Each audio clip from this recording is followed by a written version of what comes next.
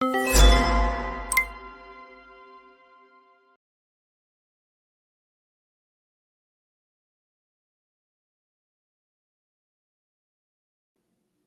tal? ¿Qué tal? ¿Cómo están? Buenas noches. Yo soy Francisco Cruz en el espacio de Vicente Serrano.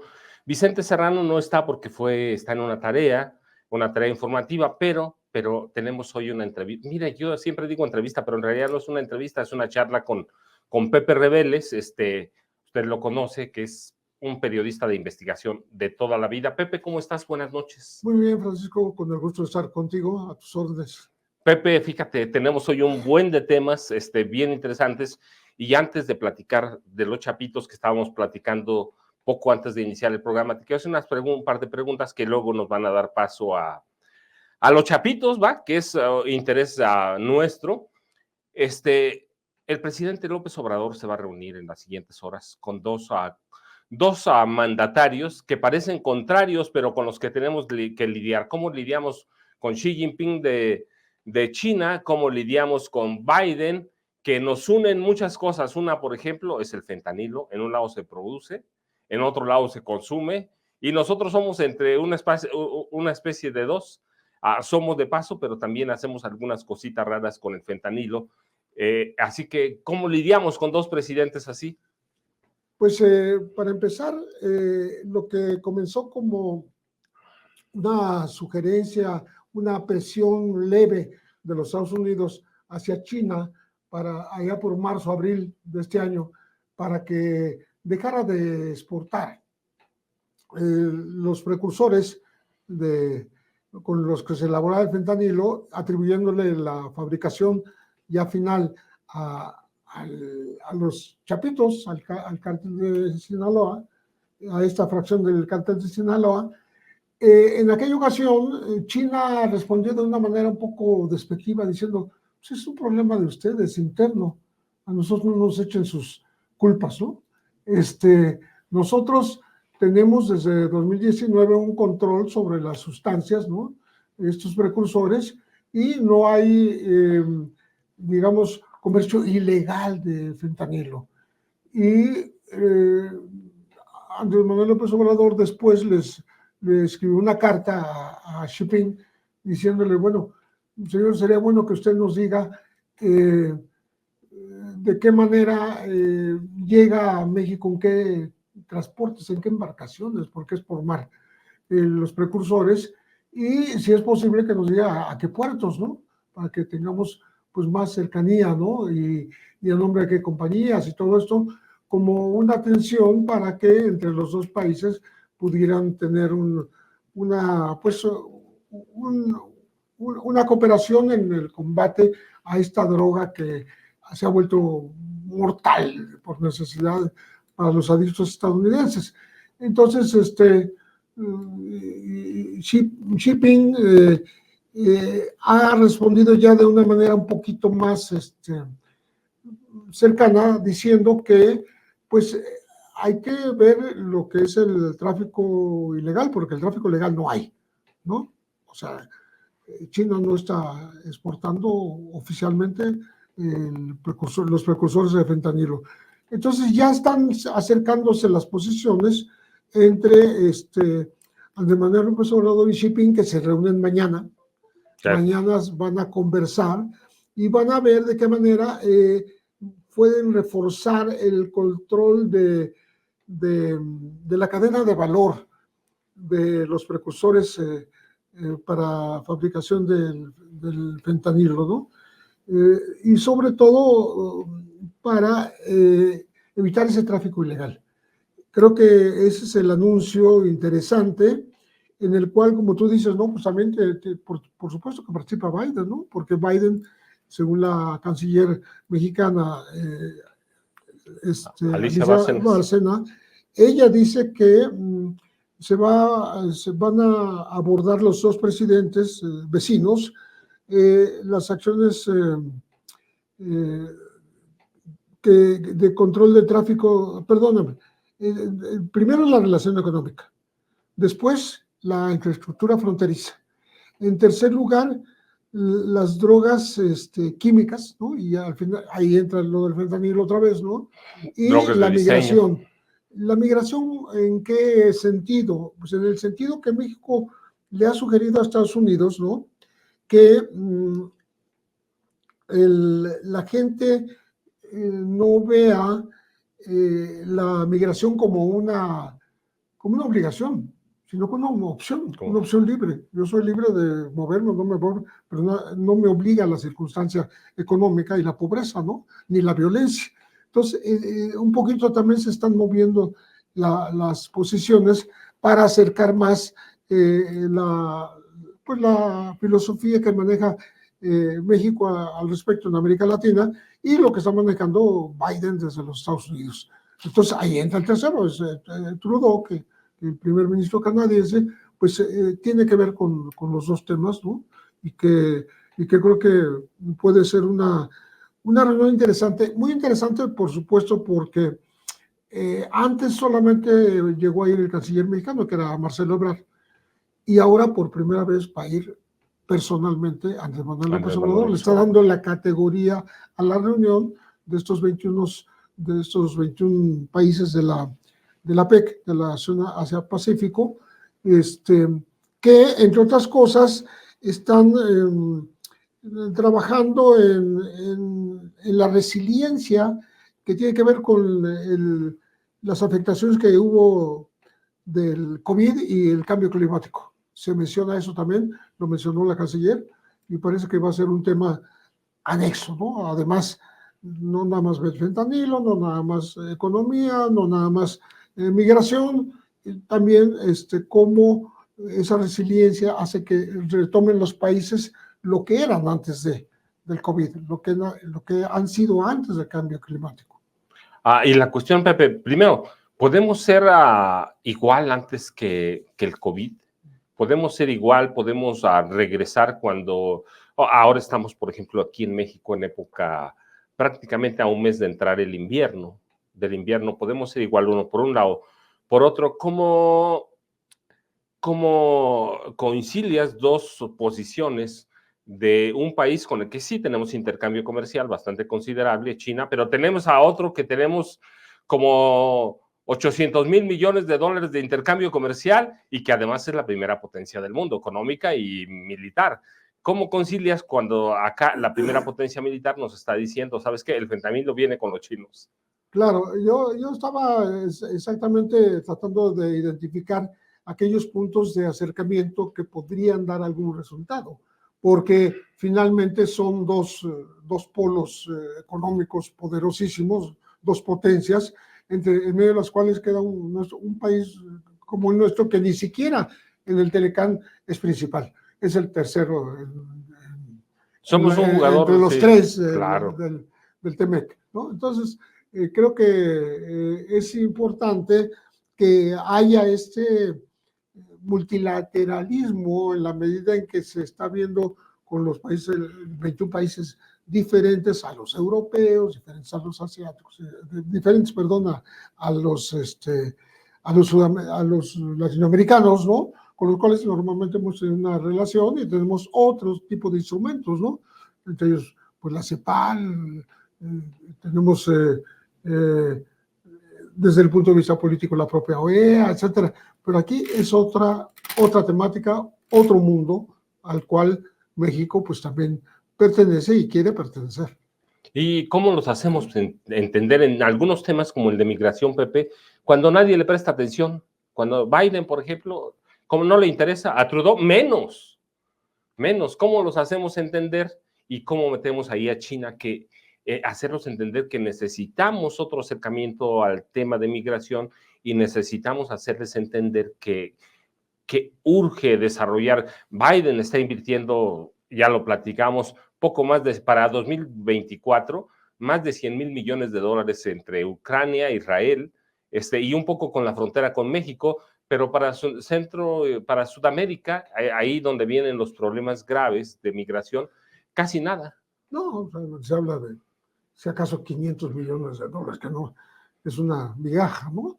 Eso es por un lado. Y por el otro lado, hubo una época en que China manejaba muchos migrantes hacia Estados Unidos vía México. Vía México. y eran de puro contrabando, o sea, venían en buques hacinados como vienen ahora los centroamericanos en trailers, ¿no? Y se están ahogando, ellos venían en embarcaciones o en la base de estos barcos transatlánticos, ¿no? Y llegaban a México con un pago, pero enorme en dólares, porque les cobraban en dólares los traficantes de los chinos. Era la época en que Shen Li Yegon era traficante de chinos, nada más que Shen Li Yegon se dedicó a traficar con los de lujo, con los que tenían mucho dinero, de tal manera que podían viajar por diferentes lugares en avión, ¿no? Y triangulando, o sea, podían ir a Europa, a Brasil, a Centroamérica, a otros lugares, hasta llegar a México. fingiendo ir a otro lugar que no fuera México y Estados Unidos, pero les costaba, ¿qué te puedo decir? $80,000 el viaje a cada persona. Sí. Imagínate, un lanal. Y ese dinero, gente que trabajaba con Shell llegó, cobraba solamente por transportarlos de la frontera de Guatemala, por decir algo, hasta 10 millones, 5 o 10 millones. Sí, yo me acuerdo, mira, en el aeropuerto de la Ciudad de México los tenían clasificados. Migrantes chinos, AAA, sí, esos pueden pagar. ¿Cómo pagan luego? Los esclavizaban, ¿no? Pero, ¿de verdad es posible lidiar con la migración cuando no les interesa? Sí, bueno, referí eso porque es poco conocido, sí, y ha cesado, ha minorado ese tráfico ilegal de chinos, ¿no? Ya no son tantos los que se exportan, ¿no? Y eran, como repito, las épocas de Shen Li Yegon, comenzando el siglo, ¿no? 2007, 2008, 2009, ¿no? Pero el problema nuestro con la migración es desde el sur del continente. No que todos sean de origen latinoamericano, caribeño. No, vienen de cualquier. Porque están los haitianos, están los cubanos, etcétera. Pero están llegando gente de África a través de México. O sea, se meten a un tren de migración que pueden durar meses, ¿no? Y entran a territorio mexicano y también pagando muchísimo, ¿no? Y están también los que entran por el cuasi inaccesible Golfo del Darién, acá en Panamá, Colombia, en donde corren un peligro mortal, ¿no? Porque son lugares fangosos y para transitarlos atravesar la selva es sumamente riesgoso, ¿no? Pero bueno, México no solo es destino, tránsito, sino también origen de migración. Y por tanto, el tema le toca por todos lados. Entonces, creo que puede ser interesante esta reunión porque al menos podría plantear algunas alternativas, ¿no? Diferentes a lo tradicional. Y dime, Pepe, en esas alternativas adicionales hay otro tema que no lo digan, bueno, sí lo dijeron en esta que lo van a tocar, pero aunque no lo dijeran, nosotros sabemos que lo van a tocar, que es el tráfico de drogas y en especial el centro, que es el eje, el fentanilo. ¿Cómo lidiar cuando tenemos a grupos como los Chapitos que han mejorado lo de su papá, ¿no? Lo han mejorado, lo han superado, lo han modificado. Sí, justamente hoy las agencias de inteligencia de Estados Unidos dan a conocer como si no se supiera, pero como rememorando, ¿no? Haciendo un repaso de cómo los Chapitos han superado incluso al papá, porque él traficaba con todo tipo de embarcaciones, de transportes, etcétera, y los Chapitos ya están traficando hasta utilizando a mujeres como mulas y a niños, así de ese tamaño, están describiéndolos, ¿no? Yo me acuerdo mucho en la declaración que hizo el Vicentillo, aceptando todo lo que hacía el cártel de Sinaloa. Si él lo hacía, es que lo hacía su compadre el Chapo. Su compadre el Chapo, claro. O sea, sí, a través de él, ¿no? Él ya entraba por Baja California, a California, y luego de ahí se iba toda la carretera fronteriza hasta llegar a Chicago y a Nueva York, ¿no? Y con cantidades fabulosas de droga. en ferrocarril, en contenedores, llegaban hasta en barcos a las costas, ¿no? En barcos, en submarinos. Sí, ¿no? claro, sí. Por Sí, supuesto, vía aérea, vía tráfico aéreo hormiga, no grandes jets como Amado Carrillo Fuentes, ¿no? El Señor de los Cielos, sino pequeñas avionetas que llevan 1 tonelada o menos de cocaína, por ejemplo, pero atraviesan la frontera, atraviesan casi a ras del suelo para evitar los radares y se meten a Estados Unidos. Entonces, ese tipo de tráfico continúa, pero los chapitos han mejorado o han progresado, han dado un innovado. paso más, pues innovando y sobre todo metiendo niños en el asunto, lo cual pues le pone un foco rojo al tráfico según los Estados Unidos, ¿no? Y no tienen duda de que todo lo están haciendo los chapitos, incluyendo el procesamiento de fentanilo, aunque los precursores, repetimos, y es lo que van a abordar mañana en San Francisco, en Estados Unidos, los precursores vienen de China y de India y algún otro lugar, pero particularmente de China es de lo que están concentrándose en atacar esta salida del ilegal de fentanilo, de precursores para el fentanilo. Fíjate, yo te quería meter ese tema, Pepe, porque estaba escuchando ayer y anteayer una entrevista, no de corte de investigación, sino una entrevista más como de espectáculos con el Rey Zambada, que ahora se ha convertido en en un compositor de corridos. Pero la pregunta no es, y bueno, y también estuve viendo allá en mi pueblo, allá en Metepec, estuvieron grabando en la semana escenas sabes, sus especiales. Este caso fue del Señor de los Cielos.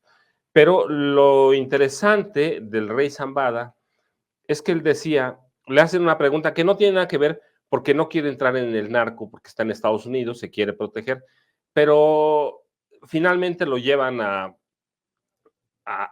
lo que es verdaderamente el centro. ¿Cómo destruyes a las organizaciones del narcotráfico?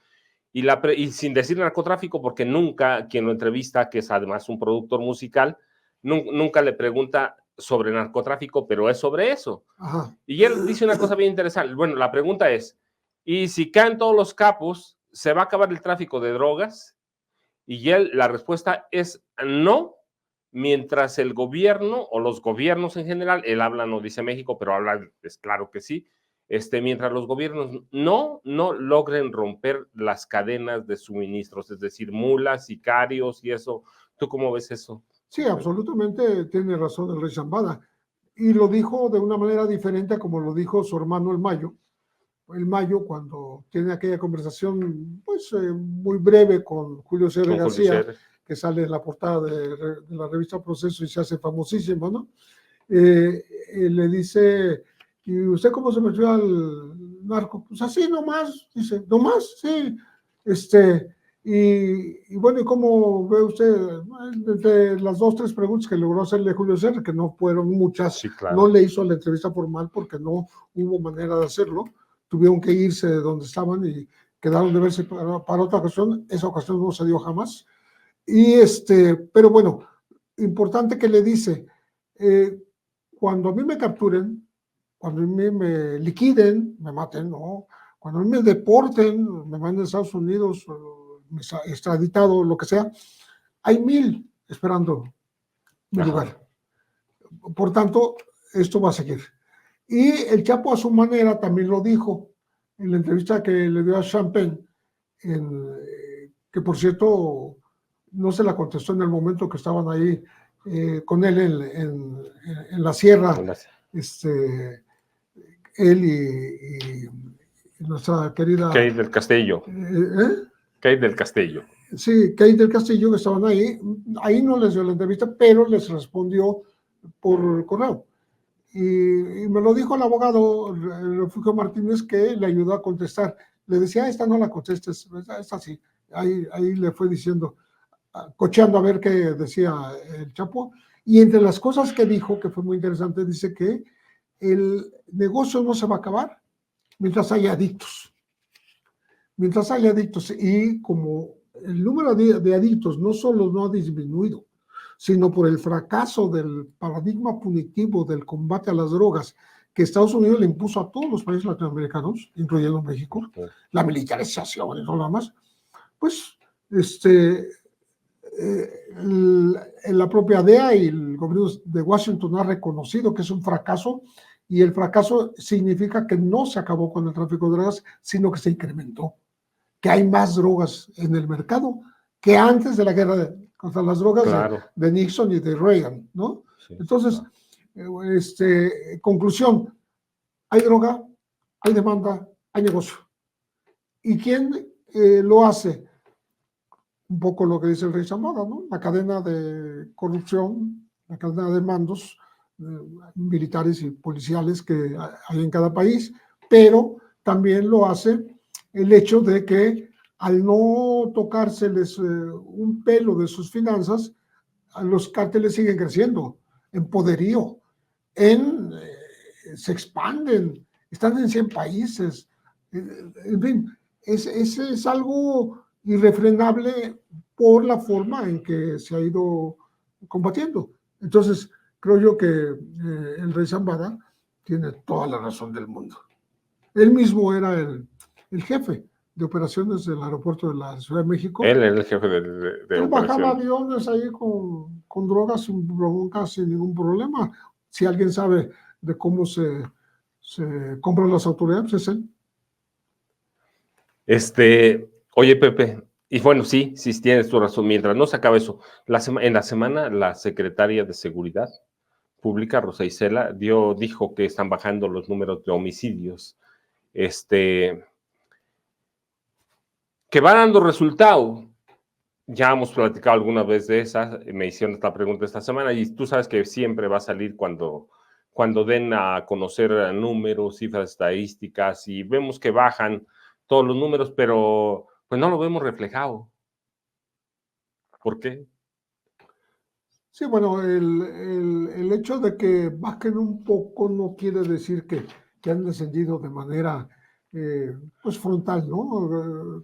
Ojalá estuviéramos en una situación en la cual digan, bueno, fíjate que la herencia del pasado, que recibió la Cuarta Transformación, pues ya se aminoró, ya está, ya la logramos, pues por lo menos contener. Y llegamos a un punto en el cual de esa contención inicial vamos hacia atrás, vamos a retroceder para volver a un estado, a una nación con más paz, con más justicia, con menos violencia, con menos inseguridad. Eso no ha ocurrido. O sea, no hay nadie que lo pueda decir porque no ha ocurrido, por esa sencilla razón. Y entonces, decir que en la estadística se refleja un poco el descenso de los homicidios dolosos, si te refieres al año pasado, a lo mejor sí, pero si te refieres a todo el sexenio, al contrario, uno de los caballitos de batalla de la oposición a que vuelva a triunfar la cuarta T es justamente ese, que no han solucionado el problema de la inseguridad. Y eso no lo van a dejar jamás. Y entre más, parece una barbaridad lo que voy a decir, pero entre más muertos, entre más violencia, todo mejor la oposición. Y fíjate, Pepe, hablando de muertes, violencia, el presidente fuera, esta semana se dan ya definiciones serias. Ahí ya tenemos prácticamente 3 precandidatos presidenciales. El día 20, para regresar de San Francisco a México, el día 20 empiezan las precampañas presidenciales y tenemos varios temas. Uno, el primero que quiero tocar contigo, Marcelo Ebrard se dobló muy rápido, ¿no? O se apagó muy rápido, o lo apagaron muy rápido, o fue infructuoso todo lo que hizo. Fíjate que Marcelo Ebrard hizo una enorme periplo, ¿no? Lleno de dificultades, de confrontaciones, de polarización, etcétera, de llegar a extremos de hablar de trampas en las encuestas, de que se le saliera una frase que luego negó, ¿no? no, yo no voy a obedecer lo que diga esa señora, refiriéndose a Claudia Sheinbaum, etcétera, etcétera, para volver al mismo punto. O sea, no avanzó nada, no logró nada y quedó un poco a expensas de lo que diga pues la candidata oficial Claudia Sheinbaum, si es que lo incorpora a su gabinete, porque eso también será algo incierto, porque si ella responde a cualquier frase de Marcelo Ebrard, como fue el caso de que, no, aquí no hay segundas fuerzas. Lo callaron muy rápido. Sí, luego. Sí, lo sometieron inmediato. Lo sometieron rapidísimo y usted calladito se ve más bonito, ¿no? Y entonces, aquí es unidad, es una sola fuerza y somos un solo movimiento. Ok. Bueno, ¿qué le va a dar? Yo más bien, ¿qué le puede dar? De Yo las te pocas preguntaría. cosas que pienso que le podrían dar sería la Secretaría de Gobernación. Se me ocurre.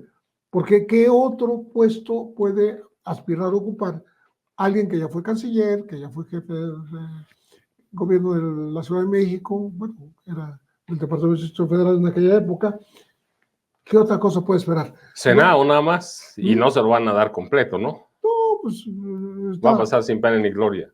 Pudiera entrar por el Senado, tienes razón, pero yo lo veo a él mismo como disperso, como que no puede hablar con toda la claridad de la chicanada que le hicieron, aunque dice que lo admitió el partido. Pero, ok, lo admitió. Claudia, pues sí, lo admitió, pero ganó. Entonces no le queda a él ningún camino fácil. Bueno, él decidió no salirse de Morena. Por tanto, es un candidato perdedor. Es un político que agradece al Movimiento Ciudadano por la invitación a la candidatura. Y en los hechos, pues ya es otro.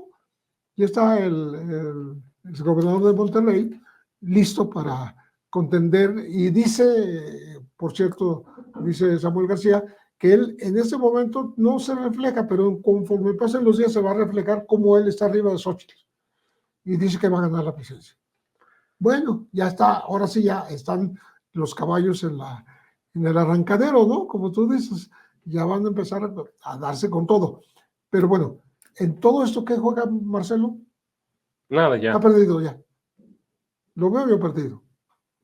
Y dime, en ese retroceso de Marcelo, ¿cómo ves tú, que eres también un gran conocedor de la política local? ¿Cómo ves a Xochitl Gálvez? Que ahora que se suma Samuel, y ya lo dices, Samuel prácticamente entró a pelear con ella.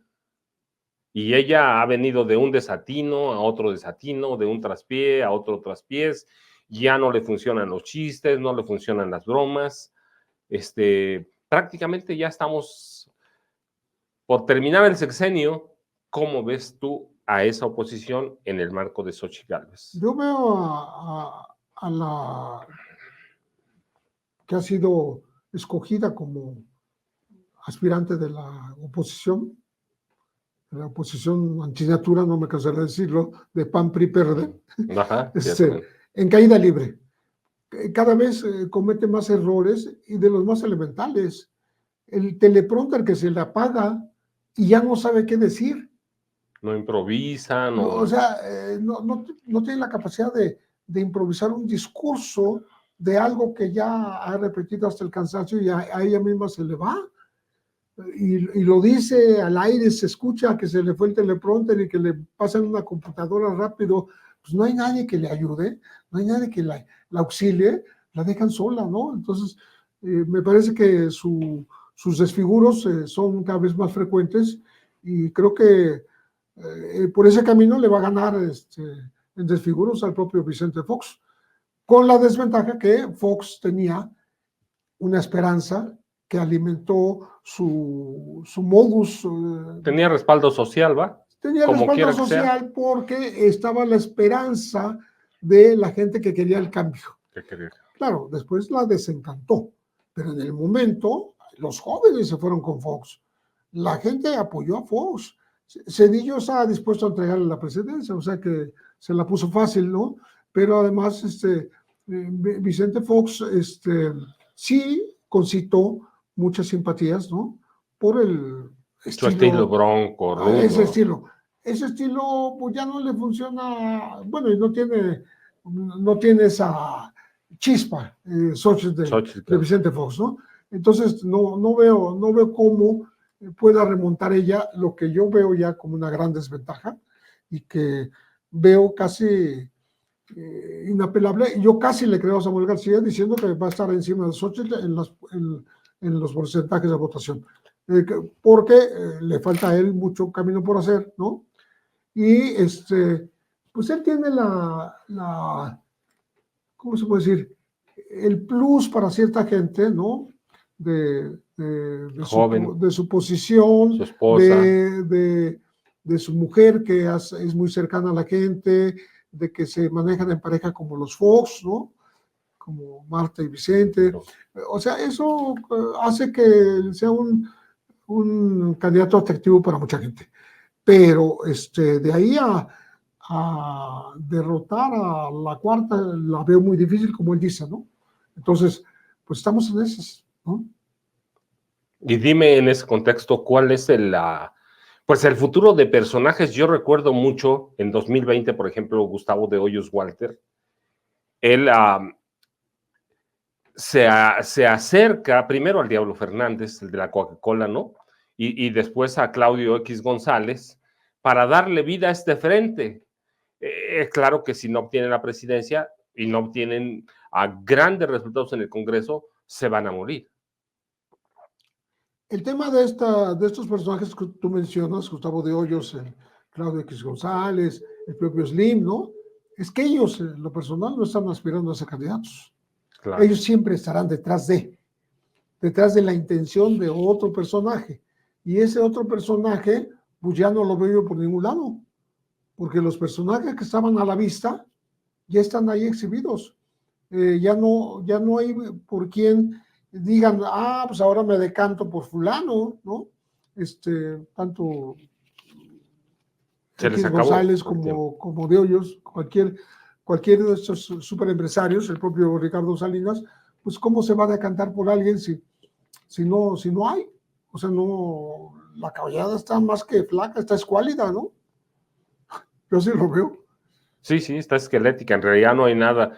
De pronto a mí me da la impresión de que no sería mejor desaparecer a esa oposición y crear una nueva.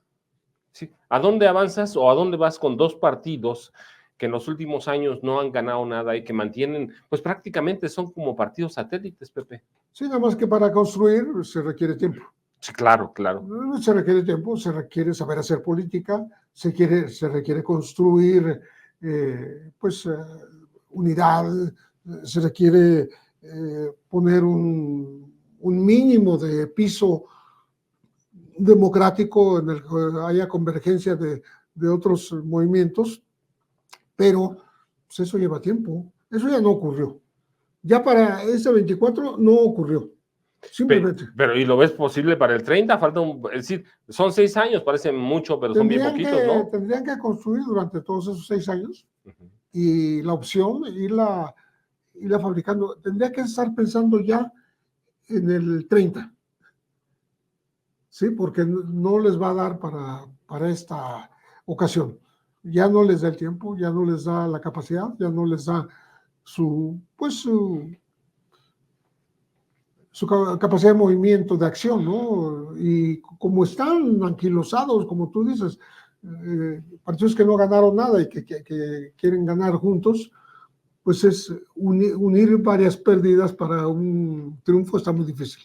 ¿Y tú ves posible un partido empresarial? ¿Recuerdas que Gustavo de Hoyos Walter en 2020 decía incluso que él se ponía, era posible ponerlo en la boleta de las elecciones presidenciales? Finalmente no avanzó porque no entendían, no conocían todo el funcionamiento de los partidos, ¿no? Y la maquinaria que son poderosos, aunque no lo veamos. Pero tú ves que sea posible un partido para desplazar al PAN, ¿Tú ves que, por ejemplo, Movimiento Ciudadano puede hacer eso? Pues si no ven una salida decente con lo que hay, podría darse el caso, porque no es la primera vez que ocurre en el mundo, ¿no? Un Berlusconi en Italia es todo un fenómeno, ¿no? El propio Bolsonaro, otros personajes de ese calibre, ¿no? Que pudieron acceder al poder a partir de una base empresarial, a partir de ideas que son propias de la iniciativa privada y de la iniciativa empresarial y no,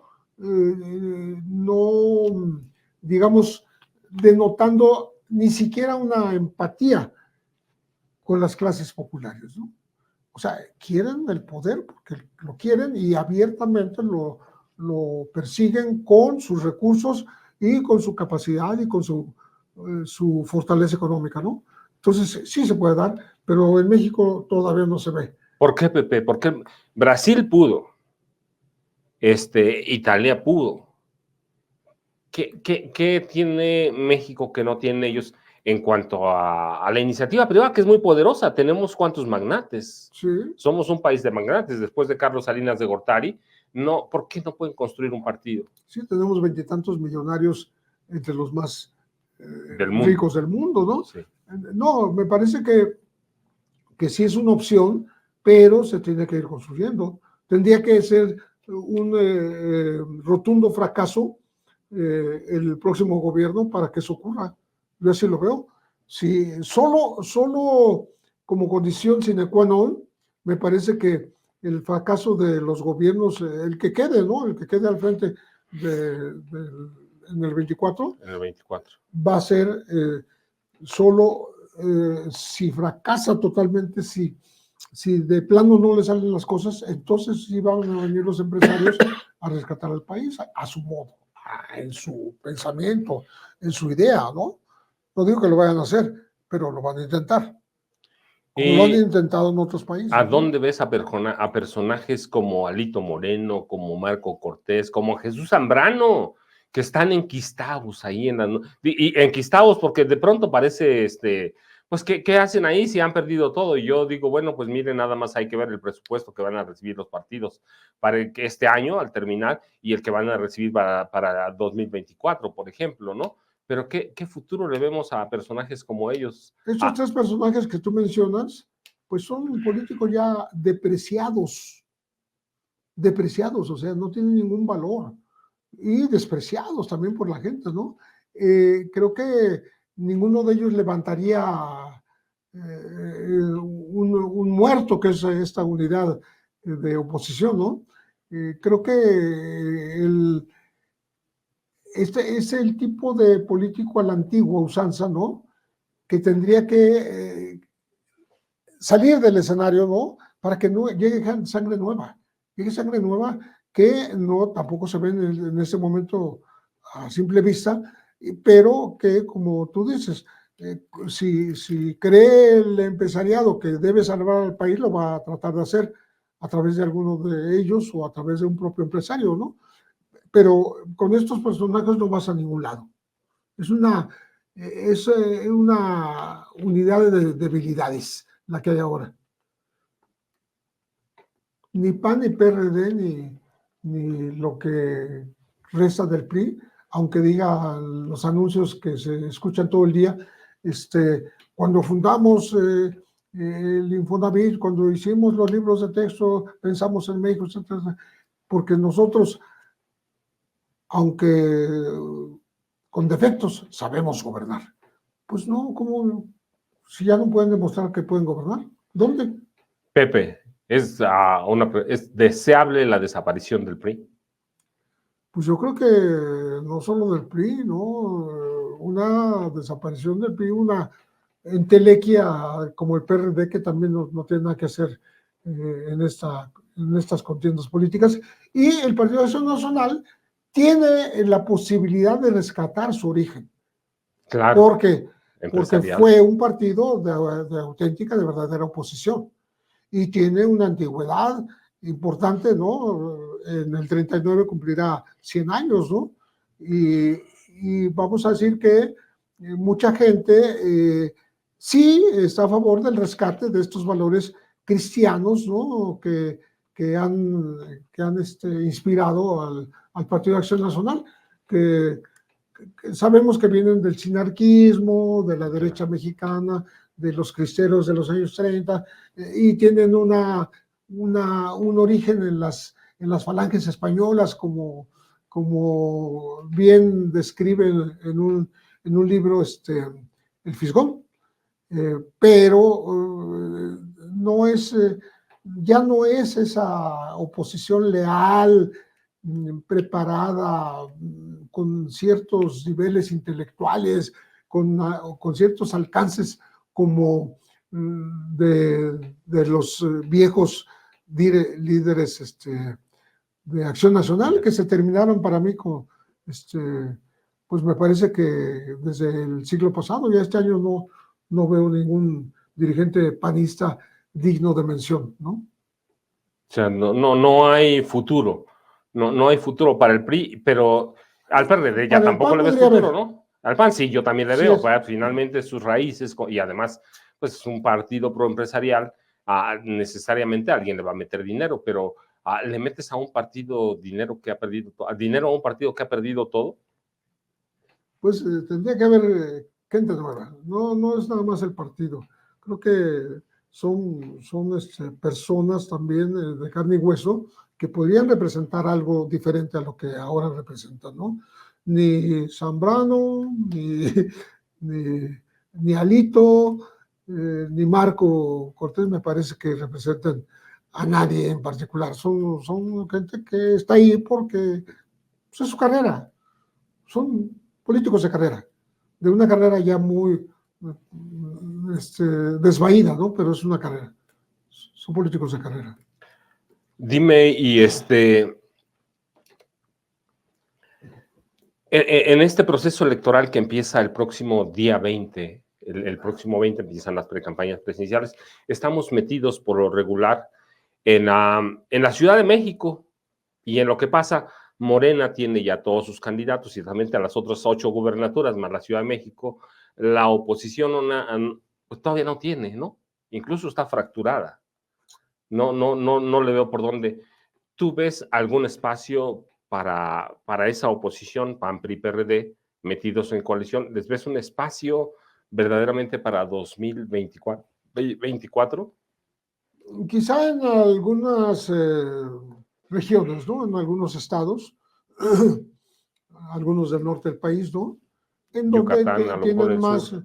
más digamos, están más afincados, ¿no? En el sentir de la gente, en donde todavía de manera reciente llegaron a ganar gubernaturas, tanto Acción Nacional como el PRI llegaron a ganar. El Partido de la Revolución Democrática no ganó nada, más que aliado, ¿no? Pero sí, hay sitios en donde creo que pueden resurgir esas fuerzas locales, regionales, estatales, no más allá.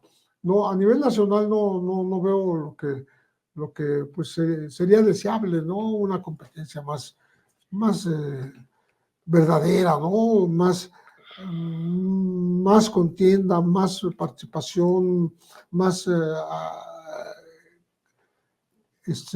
activación de la gente, la ciudadanía, que no ve de dónde agarrarse, ¿no?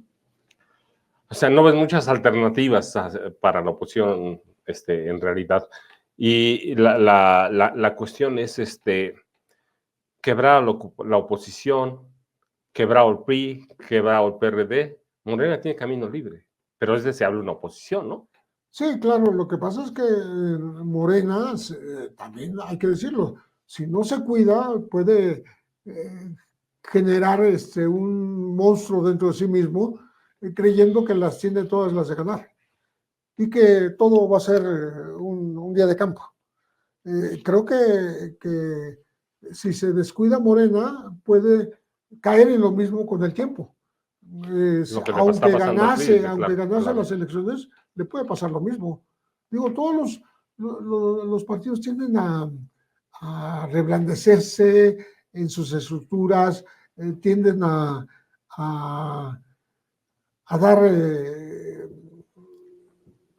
traspiés y vuelcos en sus políticas, ¿no? Pero si no se mantiene una unidad, si no se mantiene una verdadera fuerza, pues tampoco puede llegar muy lejos Morena, ¿no? Aún suponiendo que gane la próxima elección, ¿no? Yo no veo que la cuarta transformación vaya a perdurar de por vida.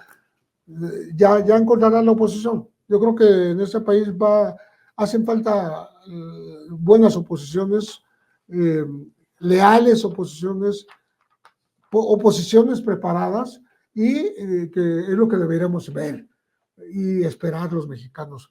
Pues no está esperando que todo el mundo fracase, ¿no? Pepe, algo que se me quede por ahí. No, pues Hoy es le que al echamos de todo. contrario, me la pones difícil porque estamos aquí hablando de profecías, vaticinios, ¿no? No, mira, más bien yo quería platicar contigo porque primero tú eres un conocedor de todo eso, has trabajado mucho en la política local. Segundo, estamos a una semana, ¿sí? Estamos a menos, estamos hoy a 15, ¿no? Estamos hoy a Sí, 15. ya, A menos de 15. una semana. Empiezan menos, estamos a 15. En 5 días empiezan empieza la oposición, empiezan las campañas presidenciales. Empiezan las campañas presidenciales, entonces la cuestión es, pues hay que meterse a la política local, ¿cierto? Bueno, nacional, quiero Claro. decir. Sí, es, es curioso, ¿no? Parece pues una jugarreta del destino, ¿no? Como en el aniversario de la Revolución Mexicana se inicia la campaña donde el partido que representó esa revolución ya no representa nada. El partido que salió de ahí y se convirtió en una izquierda, pues siempre moderada, nunca fue extrema, ¿no? El PRD, pues tampoco significa nada. Y en donde el partido que nació para combatir esa revolución es el único que decíamos hace rato, que es el Partido de Acción Nacional, mantiene pues una cierta vigencia, una cierta capacidad de recuperación para ser el partido que fue, ¿no? Con sus intelectuales, con sus ideólogos, que llegaron a ser gente importante, empezando con el papá de Felipe Calderón, ¿no? De Luis Calderón Vega, ¿no? Que era un tipo, los González Morfín, los Gómez Morín, o sea, gente que tuvo realmente un papel importante en ese país, no nada más en el partido. ¿Qué futuro le ves antes de irnos, Pepe, a López Obrador? ¿Sí se va? Sí, López crees, Obrador no puede quedarse. ¿Tú crees que Por muchas va? razones, porque Ajá. sería absurdo que estuviese diciendo toda la vida que se va el rancho, ¿no? Y que al final quiera quedarse, ¿no? Yo creo que su posibilidad de quedarse es una mini maximato, es una especie ese próximo gobierno, que todavía él esté detrás del trono, ¿Y tú lo ves así? metiendo, yo creo que sí va a meter Sí. mano. O sea, es un político nato, es un animal político. No es que se va a ir a rascar la panza A su rancho allá en Palenque. allá a Palenque, no creo. Yo creo que sí va a tratar de influir en la política mexicana, pero no a la manera de Plutarco Elías Calles, ¿no? Pero sí, vamos a decir que va a tener pues la capacidad de consejo, la capacidad de asesoramiento, la capacidad pues, de ciertas orientaciones macro, ¿no? Dentro del partido que pues es él, ¿no? ¿Lo ves como líder moral de Morena? Pues yo creo por lo menos estos próximos sexenios, sí, definitivamente. O sea, ¿no ves a nadie que pueda tomar su lugar? No lo veo. Ni a nadie. Y todo aquel que asome esa intención será rápidamente rebatido, repudiado, atacado, etcétera, como fue Ebrard. Como fue Marcelo Ebrard. Quiso dar a entender que él, pues, que era una fuerza él por sí mismo. Y le dijeron, no, aquí no hay más que una fuerza, que somos todos, ¿no? O sea, no hay un liderazgo del tamaño del de Andrés Manuel en ese momento. Ni en los empresarios, ¿va? No hay, no se ve. No hay, ¿no? Y estamos hablando de ese liderazgo tirando es decir, siendo proclive al maximato, ¿no? A la permanencia o a la inmanencia sin estar necesariamente en el poder. Está complicada la situación, ¿no? No, bastante, pero vamos a ver ¿cómo se dice? Cosas nuevas, ¿no? Ya, por ejemplo, un líder tan relevante como fue Cuauhtémoc Cárdenas, pues también ya está fuera de toda posibilidad de jugar, ¿no? A nada, ¿no? Ni siquiera, bueno, sí, con una opinión sus leales sí. absolutamente del lado de lo que él opine, pero ya no cuenta mucho su consejo. Si así tenemos López Obrador para rato. Para un sexenio por lo menos. Para un sexenio por lo menos. Y la última pregunta, ¿tú ves a la prensa igual, la prensa vieja, igual de agresiva que está ahora? Yo creo que la prensa va a seguir en nombre de la defensa de libertad de expresión y libertad de opinión, criticando al gobierno que quede. O sea, yo no creo en esa división entre buenos y malos, amigos y enemigos, adversarios y leales, ¿no? Yo creo que parte del periodismo es ser crítico. Y si eres crítico, muy fácilmente desde el poder te pueden decir que eres opositor. Claro. Y creo que es lo que ha estado ocurriendo. No todos se cortan con la misma tijera. Digamos que hay gente de una oposición leal o de una crítica leal y razonada que trata de incorporar el pluralismo de opiniones, ¿no? Y la gente que definitivamente aprovecha la crítica para irse con todo, ya de una manera casi por encargo, ¿no? Ahora sí que casi partidaria, ¿no? O antipartidaria. La pregunta sería, ¿cortamos el listón del Chayo ya? ¿El cordón umbilical? Pues yo creo que ya debería ni siquiera existir esa frase peyorativa, ¿no? Ese adjetivo, sustantivo adjetivo, ese que ha representado pues la compra de conciencias de los medios y no necesariamente de los periodistas, de los reporteros, sino de los dueños de los periódicos, porque el hilo se corta por lo más delgado, se ataca mucho a los periodistas y lo decíamos desde que una vez don Julio Scherer, que estaba muy empeñado en sacar las listas de los periodistas que recibían dinero del gobierno, quería sacar esas listas. Se las dio Everardo Espino y llegó a publicarlas en un libro. Pero le queríamos hacer entender que ¿dónde estaban los dueños? La corrupción grande de los medios está en los dueños de los medios, ¿sí? Porque tienen empresas alternativas, así como hay quien hace periódicos, simultáneamente hace estufas. Hay quien hace televisión, un gran consorcio, y al mismo tiempo hospitales. Se mete en los contenidos, ¿no? Claro, en los contenidos. Hay quien trata de manejar analistas más plurales y se va decantando y termina por solamente tener los de oposición. Es complicado, pero yo creo que la prensa va a tener que sobrevivir de esa manera y bueno, y ganarse la libertad de expresión cada día, todos los días. Pepe, yo como cada semana te lo agradezco muchísimo porque aprendo contigo. Espero que nos veamos la próxima semana. Con muchísimo gusto, No, don Paco. me da mucho gusto verte, tenerte y platicar contigo, Pepe. Muchas gracias.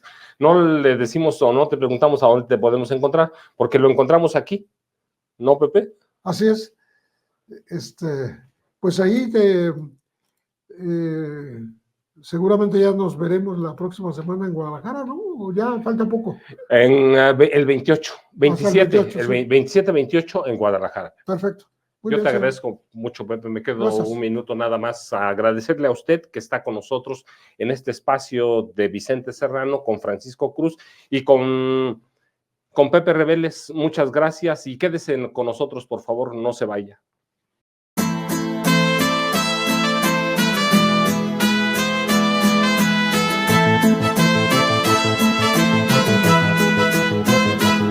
Hay una prensa que aplasta el pensamiento y asegura la paz para el tirano, prensa basura. Hay otra prensa que es luz y claridad en la noche oscura. Hay quien tiene remedio y hay medio sin cura. Hay una prensa que nutre la perfecta dictadura y le declaró una guerra abierta a la cultura. Hay otra prensa dispuesta a enfrentarse a esta locura, sincero, sin pero, sin miedo y sin censura.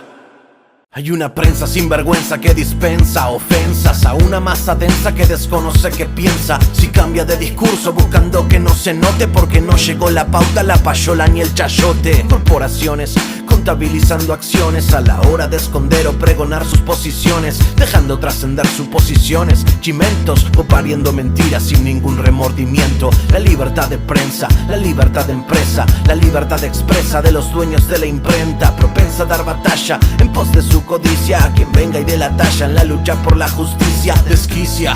Son mentiras, no noticias, pero hay otra prensa de verdad que no es ficticia.